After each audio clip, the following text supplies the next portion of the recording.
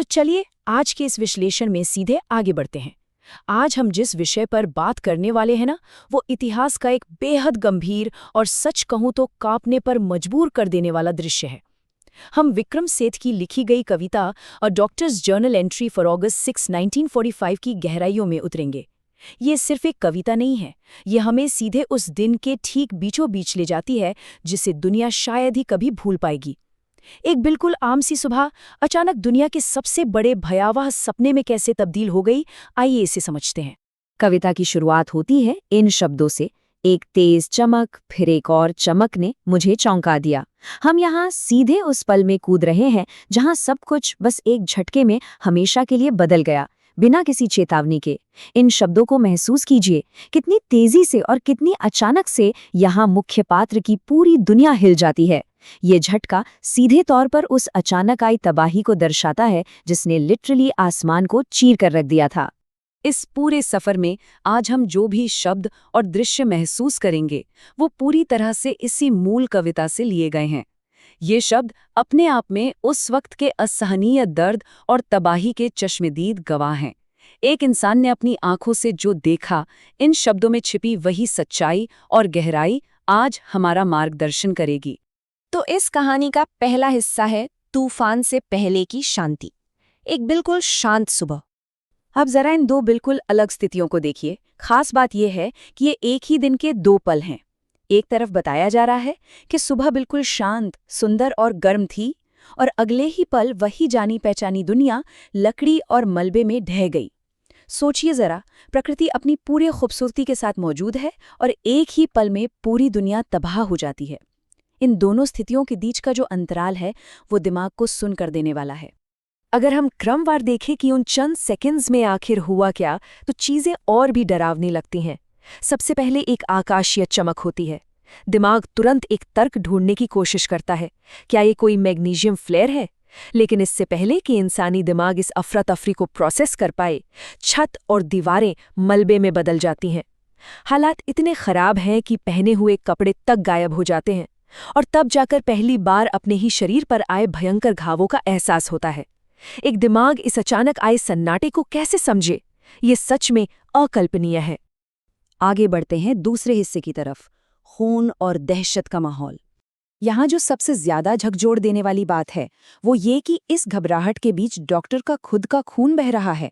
उन्हें लगता है उनकी गर्दन की नस शायद कट चुकी है, लेकिन उनका सबसे पहला सहज सवाल क्या होता है? तुम कहाँ हो यकुसान?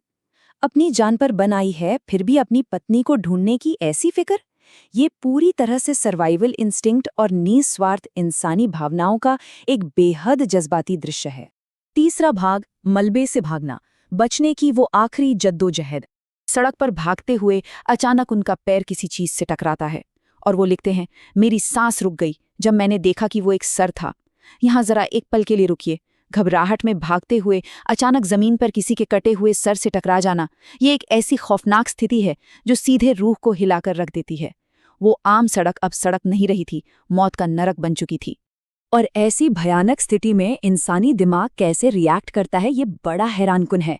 एक लाश जो गेट के नीचे कुचल चुकी है, उसे गलती से ठोकर लगने पर डॉक्टर माफी मांग रहा है, माफ कीजिए, कृपया मुझे माफ कीजिए। देखिए, चारों तरफ तबाही मची है, लेकिन रोजमर्रा के शिष्टाचार की आदतें अभी भी काम कर रही हैं। ये किस्सा इस बात को बहुत खूबसूरती और उतने ही दर्द के साथ दिखाता है कि सामान्य सामाजिक व्यवहार पूरी तरह से टूट चुका था। जैसे जैसे उस शुरुआती झटके का एड्रेनलिन थोड़ा कम होता है, असली शारीरिक पीड़ा और ट्रॉमा अपना असर दिखाना शुरू करते हैं। पैर आगे बढ़ने से इनकार कर देते हैं, गले में भयंकर प्यास लगती है, लेकिन पीने के लिए आसपास पानी की एक बूंद तक नहीं है। सांस फूल रही है और शरीर पर जो खून सूख गया है उसकी वजह से पूरा जिस्म लकड़ी की तरह अकड़ रहा है। ये बिल्कुल ऐसी स्थिति है जहां शरीर ने अब अपने घुटने टेक दिए थे। पर इन सभी दुखों और पूरी दुनिया के खत्म होने जैसे सन्नाटे के बीच एक और दृश्य उभरता है जो थोड़ी सी उम्मीद जगाता है। डॉक्टर सड़क पर बिना कपड़ों के बेहाल हालत में खड़े हैं, और तभी एक अनजान सैनिक बहुत ही शांति से उनके पास आता है और अपने गले का तौलिया उतारकर उन्हें दे देता है।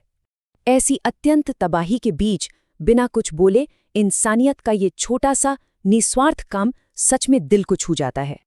लेकिन वक्त के साथ हालात इतने बिगड़ जाते हैं कि डॉक्टर के लिए अपने पैरों पर खड़ा रहना भी मुश्किल हो जाता है। उन्हें मजबूरन अपनी पत्नी येको सान को खुद से आगे चले जाने के लिए कहना पड़ता है।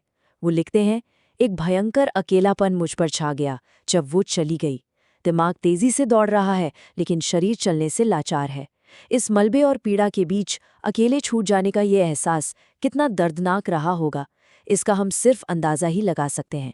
और अब आखिरी भाग, वो भूताहा दृश्य जिसने पूरे शहर को अपने आगोश में ले लिया। कविता की इन पंक्तियों को बिल्कुल ध्यान से सुनिए। मैंने लोगों के धुंधले आकार देखे, कुछ भूत थे, कुछ खेत के पुतलों जैसे थे, सभी बिना कुछ बोले गूंगे थे। जो लोग इस तबाही में बच गए थे वो अब इंसान लग ही नहीं रहे थे। चारों तरफ एक ऐसी खामोशी थी जो कानों को भेदती थी। कोई चीख पुकार नहीं, बस धुंधली आकृतियां यहाँ वहां भटक रही थीं, जैसे उनके अंदर से इंसानियत निचोड़ ली गई हो। अब आप सोच रहे होंगे कि उन्होंने इन बचे हुए लोगों को स्कैरक्रोज या खेत के पुतले क्यों कहा। इसके पीछे की जो सच्चाई है वो वाकई रूह कांपा देने वाली है। ये लोग अपने आप ऐसे नहीं थे। उस धमाके और आग की वजह से उनकी त्वचा इतनी बुरी तरह जल चुकी थी कि चलते वक्त हाथ और शरीर की त्वचा आपस में थोड़ा सा टकराने पर भी उन्हें असहनीय पीड़ा होती थी। उस भयानक दर्द से बचने के लिए वो बचे हुए लोग मजबूरन अपने दोनों हाथ सीधे आगे की तरफ फैलाकर चल रहे थे, ठीक किसी खेत के पुतले की तरह। ये एक ऐसी मजबूरी थी जो उस तबाही ने उन पर थोप दी थी। तो आज के इस विश्लेषण के अंत में हम खुद से एक सवाल जरूर पूछेंगे। इस तरह की अचानक और अकल्पनीय तबाही जब किसी इंसान के सामने आती है तो वो उसके दिमाग और आत्मा को हमेशा के लिए किस हद तक बदल देती है। हमारी ये शांत और आम जिंदगी सच में कितनी नाजुक है कि किसी भी पल एक आकाशीय चमक इन्हें हमेशा के लिए मिटा सकती है। ये कविता और ये दृश्य हमें बहुत कुछ सोचने पर मजबूर करते हैं। मुझे उम्मीद है कि आज का ये विश्लेषण आपके लिए काफी विचारोत्तेजक रहा होगा। आज के लिए बस इतना ही।